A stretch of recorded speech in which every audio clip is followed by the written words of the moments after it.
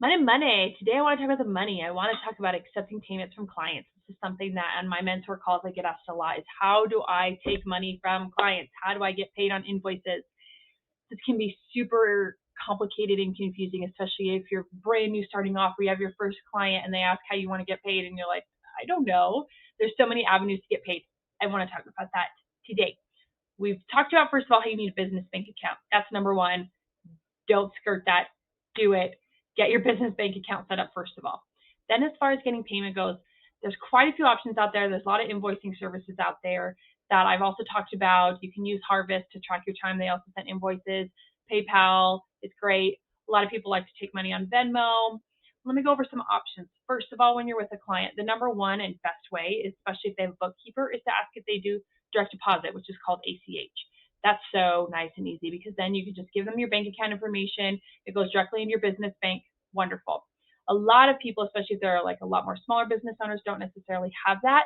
In that case, have a few options to get what works for them. You can set up Venmo. Venmo is really obviously popular now, and I do have a couple clients that pay that way, but make sure that Venmo money is getting deposited into your business account.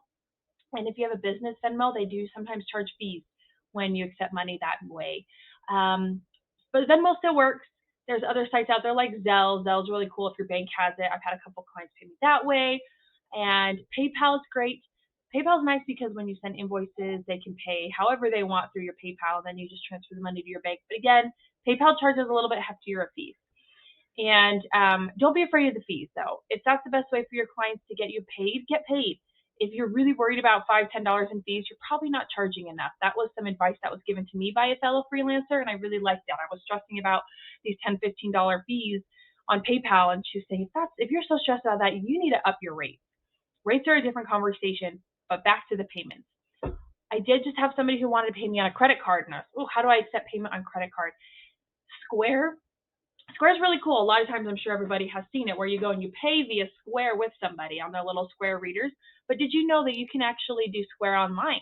You can just create a free account and send invoices on Square. Again, it does charge a fee, but that way your client super easily gets the invoice and can pay on credit card. Stripe is another option. My point is there's tons of options. I don't want to overwhelm you. Pick a few. Ask if they can do ACH, which is direct deposit. Have Venmo as an option, even if you try to not, maybe do like a personal Venmo account and then transfer it to a business account. That's sometimes how I get around the fees. Be careful with that. I don't want anybody to get in trouble taking advice on that. You can look into Zelle. That's a really cool way to just transfer bank to bank. And then try to have some other options set up for if they want to do more credit card type payments like PayPal, like Square, and like Stripe. I hope that helps. If you have any other questions, let me know. Let me know any other videos that you might want to hear. And definitely share this if you thought this was helpful. And if you're ready to get from stagnant to soaring, let's get your business started. Schedule a one-on-one mentoring session with me.